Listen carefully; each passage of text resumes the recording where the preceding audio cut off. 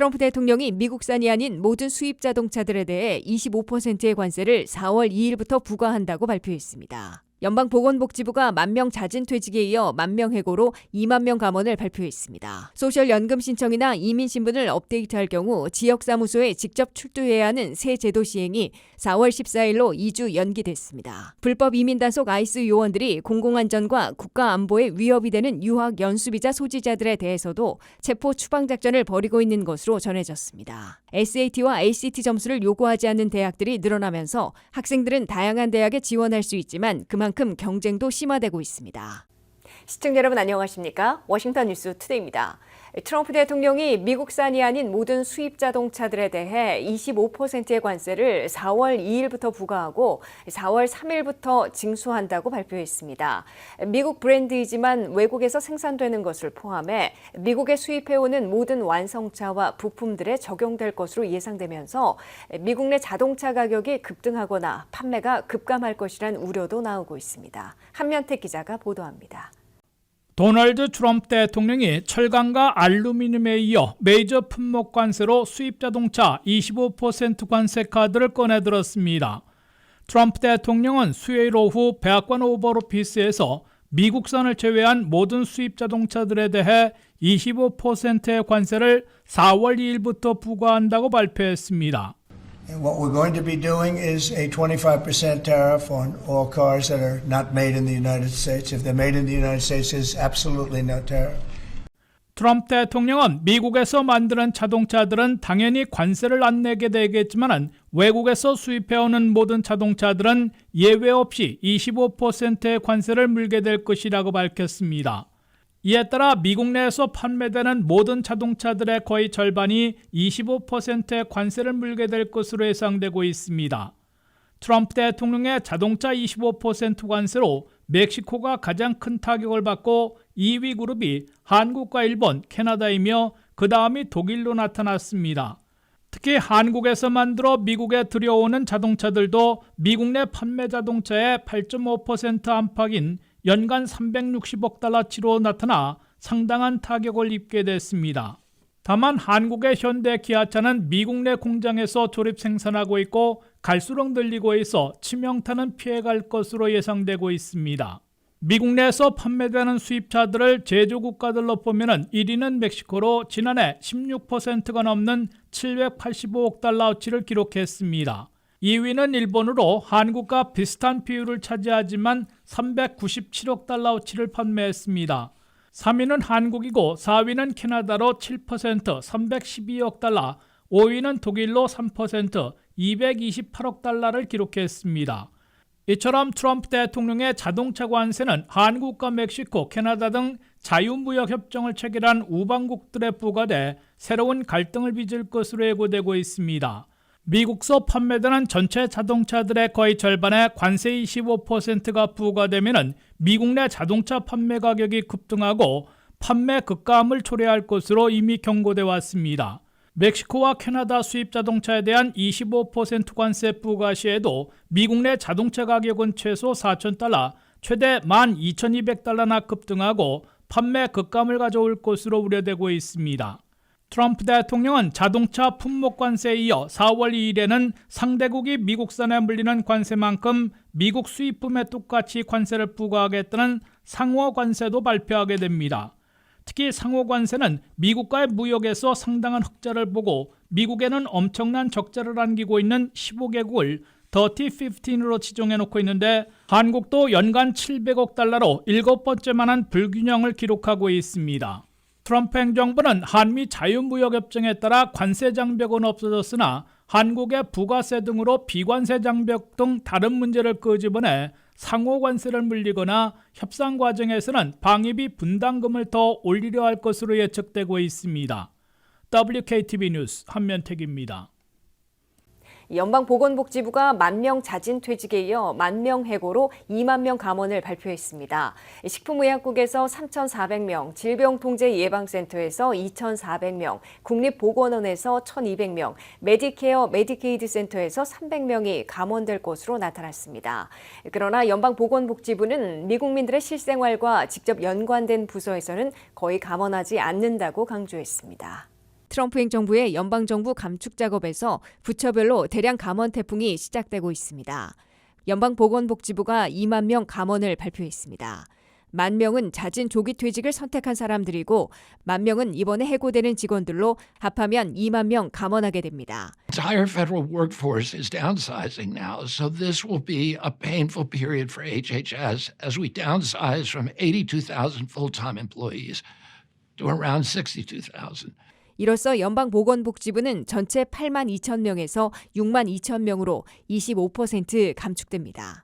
이번에 새로 해고가 발표된 10,000명을 산하 기관별로 보면 FDA 식품의약국에서 가장 많은 3,400명으로 전체의 19% 감원하게 됩니다.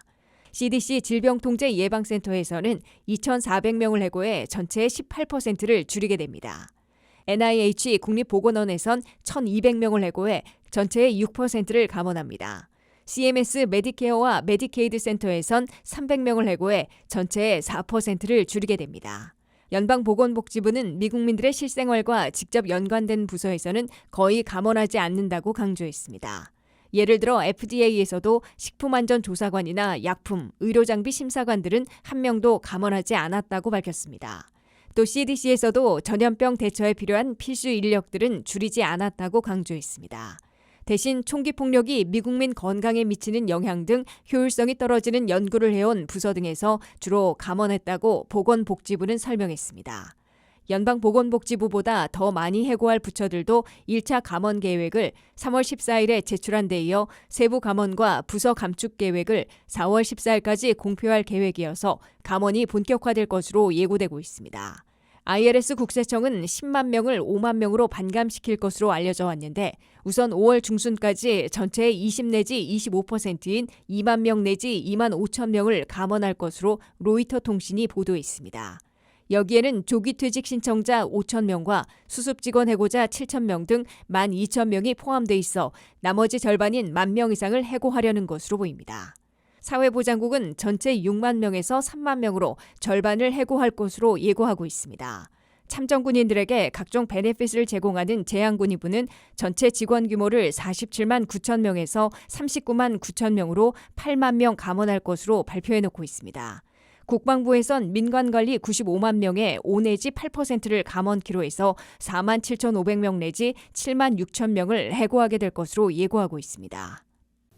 사회보장국이 소셜연금 신청이나 이민신분 업데이트를 위한 신분증명을 지역사무소에 직접 출두해야 한다는 새 제도 시행을 4월 14일로 2주 연기했습니다.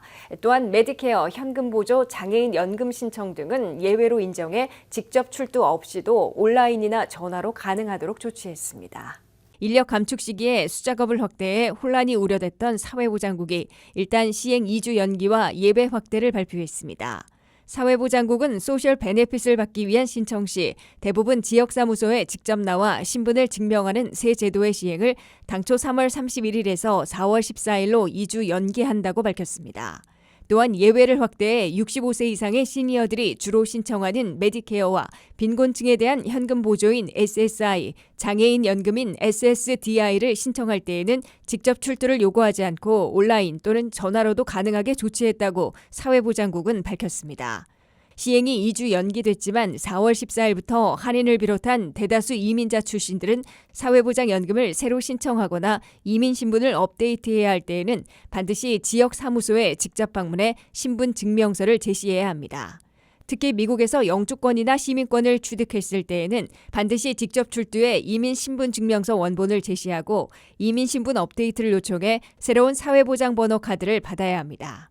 예를 들어 최근 시민권을 취득하고 선서를 한 사람들은 선서한 지 10일이 지난 후에 사회보장국 필드 오피스를 직접 방문해 선서 후 받은 시민권 증서 원본과 미국 여권, 운전면허증을 제시해야 합니다. 그린카드를 취득한 사람들은 자녀들까지 반드시 사회보장국에서 이민 신분을 업데이트해 놓아야 대학 진학이나 재학 시 학자 융자금을 신청하는 펩사에서 혜택을 볼 수 있게 됩니다. 지역사무소에 직접 방문하려면 1800-772-1213번으로 전화해 방문하려는 지역사무소에 가능한 일시를 정해 예약을 해야 합니다. 예약을 위한 전화를 걸어 통화하는데 상당 시간 대기할 수도 있을 것으로 지적되고 있습니다. 사회보장국에 베네핏을 신청할 때 온라인으로 가능한지 아니면 반드시 출두해야 하는지를 먼저 파악해야 할 것으로 보입니다. 한인들이 반드시 해야 하는 영주권이나 시민권 취득 직후 이민신분 업데이트를 요청하는 서비스를 원할 경우 사회보장국 웹사이트에서 몇 가지 질문에 클릭으로 답변하면 예약 후 지역사무소를 직접 방문하고 신분 증명서류를 갖고 와야 한다고 알려주고 있습니다. 추후 사용을 위해 사회보장국 베네핏을 이용하려는 사람들은 이번 기회에 사회보장국 웹사이트 ssa.gov에서 계정을 개설해 마이 소셜 시큐리티에 접속해 온라인으로 가능한 서비스를 신청하고 본인이 받을 수 있는 소셜연금 추산액도 파악하는 게 바람직해 보입니다. 불법 입국자 체포 추방 작전에 앞장서고 있는 불법 이민 단속 아이스 요원들이 공공안전과 국가안보에 위협이 되는 유학 연수비자 소지자들에 대해서도 추적 체포 작전을 벌이고 있는 것으로 전해지고 있습니다. 반미, 반전 시위에 가담했다가 하마스와 같은 테러 단체를 옹호하는 운동권으로 분류돼 비자가 취소되는 사례들도 나오고 있습니다. 한면태 기자입니다. 미국 내 대도시 거리에 이른바 아이스 체포조까지 등장해 충격과 공포를 확산시키고 있습니다. 보스턴 근교에 있는 터프트 대학 주변 길거리에 모자와 후드티, 마스크로 얼굴을 가린 6명의 체포조가 나타나 튀르키예 출신 터프트 대학 박사과정에 있는 여대생을 가로막았습니다. 수갑을 채워 연행하려 하자 이 여학생은 소리를 지르며 경찰을 부를 수 있게 해달라고 요구하자 이들은 우리가 경찰이라고 응수했습니다. 보고 있던 이웃 주민이 당신들이 경찰이라면 왜 얼굴과 배지를 가리고 있느냐, 어떻게 경찰이라고 믿을 수 있느냐고 따졌지만은 여성 한 명을 포함한 6인조 체포조는 튀르키예 출신 여대생을 끌고 가 SUV 편으로 연행한 후 구금하고 있습니다. 대도시 길거리에 나타난 얼굴 없는 6인조 체포조가 외국 유학생을 수갑 채워 연행해가는 장면을 이웃 주민이 촬영해 SNS에 게재했고 주변 감시 카메라 영상으로 공개됐습니다. 연행된 튀르키예 출신 여대생은 2018년 미국의 풀브라이트 장학생으로 선발돼 학생 비자를 소지하고 컬럼비아 대학에서 석사를 마친 후 현재 터프트 대학에서 아동심리학 박사과정을 밟고 있는 것으로 나타났습니다. 이 여학생은 지난해 터프트 대학 학생신문에 팔레스타인 인종청소를 중단하라고 요구하고 학교 측에게 이스라엘에 대한 직간접 투자를 모두 철회하라는 글을 게재한 바 있어 타겟이 된 이유로 해석됩니다. 이에 앞서 워싱턴 DC에 있는 조지타운대 박사연구원은 제2한 연수비자를 소지하고 연구와 티칭 조교 역할을 해오다가 최근 이민당국에 체포돼 구금돼 있습니다. 이 조지타운대 박사연구원은 인도 태생인데 부인이 팔레스타인 출신이어서 친하마스 선전물을 온라인으로 확산시킨 혐의로 국무장관이 비자를 취소하고 국토안보부가 추방 절차를 밟고 있는 것으로 확인됐습니다. 또 다른 인도 출신 37세의 컬럼비아 대학 도시공학 박사 후보 여학생은 풀브라이트 장학생으로 미국에 와서 5년째 박사과정을 마쳤고 건축가로서 뉴욕대학 겸임교수까지 맡고 있는데 대학가 반전 시위에 연루돼 유학생 비자가 취소됐다는 국무부 통보 이메일을 받았습니다. 영국과 감비아 이중 국적자인 코넬 대학원생은 지난해 친팔레스타인 시위에 참석했다는 이유로 학생 비자를 취소당하고 추방될 위기에 빠져 있습니다. 한인 영주권자 컬럼비아 대학 3학년 정윤서 양은 다른 사람들과 약간 달리 체포되기 전에 트럼프 행정부를 상대로 소송을 걸어 일단 연방 지방법원으로부터 체포 추방하지 말라는 일시 중지 명령을 받아냈습니다. 이처럼 트럼프 행정부는 출범 2달 만에 사상 최대 불법 체류자 체포 추방 작전에서 부진한 실적을 만회하기 위한 듯 거의 모두 합법 비자 소지자거나 영주권자들인 대학가 반전 시위, 운동권을 추적 구금하고 추방시키려는 작전으로 확대한 것으로 보입니다. 아이스의 합법 체류자 타겟에서는 중동 아랍계뿐만 아니라 한국과 인도, 튀르키예 등 아시아 국가 출신들과 독일, 영국 등 유럽 국가 출신들이 더 많은 것으로 나타났습니다. 영주권자들은 법원의 판결 없이는 추방당하지 않을 수 있어 정윤서 양처럼 법적 투쟁과 승리할 가능성도 있습니다. 반면 유학생이나 연수생 등 합법 비자 소지자들은 국무장관이 공공안전과 국가안보에 위협이 되는 인물로 판정하면 비자를 취소당하고 추방되며 5년간 미국 입국이 금지돼 주의가 요구되고 있습니다. WKTV 뉴스 한면택입니다.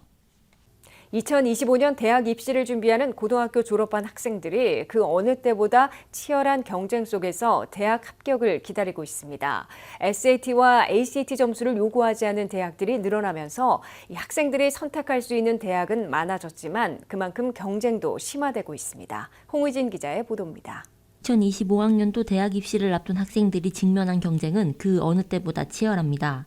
시험 점수 선택제의 확산으로 올해 대학에 지원하는 학생 수는 약 390만 명에 달하며 대학 입학을 위한 경쟁을 한층 더 격화시켰습니다. 3월 1일까지 800만 건이 넘는 대학 지원서가 커먼 어플리케이션을 통해 제출되었습니다. 커먼 어플리케이션은 1000개 이상의 대학에서 사용되는 시스템입니다. 그만큼 대학에 지원하는 학생들의 수가 급증하고 있으며 이로 인해 대학 입시 경쟁은 더욱 치열해졌습니다.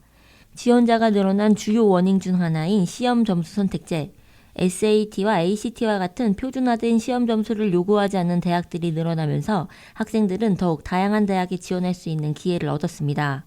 시험 점수 선택제로 학생들이 더 구체적인 자기소개서나 에세이를 통해 자신을 표현해야 한다는 부담을 안겨주기도 합니다. 대학들이 이제 시험 성적만으로 학생을 평가하지 않고 학생의 고유한 경험, 성장 과정, 창의성 등을 중요하게 여긴다는 점을 강조하며 대학 입시의 변화가 학생들에게 어떤 기회를 제공하는지 보여주고 있습니다. 수험생들에게는 더 많은 선택지가 주어지는 동시에 각 대학들은 수천 개의 지원서를 검토해야 하는 상황으로 처리 과정이 더디고 그 결과 발표가 늦어지는 경우도 발생합니다. 입시 전문가들은 시험 점수 선택제가 많은 기회를 제공하는 반면에 합격 불합격이라는 요인이 학생들이 본인을 어떤 기준으로 평가할지 우려가 된다고 말했습니다. 이러한 상황에서 학생들은 자신의 입학 여부를 기다리는 동안 큰 불안과 스트레스를 겪고 있습니다. 전문가들은 대학이 학생을 성적과 에세이, 추천서 등을 통해 평가한다는 점을 강조하며 대학은 여러분을 온전히 알지 못한다는 사실을 기억하라고 말했습니다. 이러한 변화 속에서 학생들은 각자의 선택을 신중히 고려하고 경쟁적인 입시 환경에 적응해 나가야 할 필요성이 커지고 있습니다. 시험 점수 선택제와 같은 변화를 통해 대학 입시는 예측 불가능한 요소들이 커졌습니다. 이에 따라 학생들은 단기적으로만 평가받는 것이 아니라 다양한 평가 기준을 바탕으로 준비가 필요하다고 전문가들은 전했습니다. 이어 입시 환경이 계속해서 변할 가능성도 염두에 두고 학생들이 변화에 얼마나 잘 적응할 수 있는지가 중요한 경쟁력이 될 것이라고 덧붙였습니다. WKTV 뉴스 홍의진입니다. 이상으로 워싱턴 뉴스투데이를 마치겠습니다. 시청해주신 여러분 고맙습니다.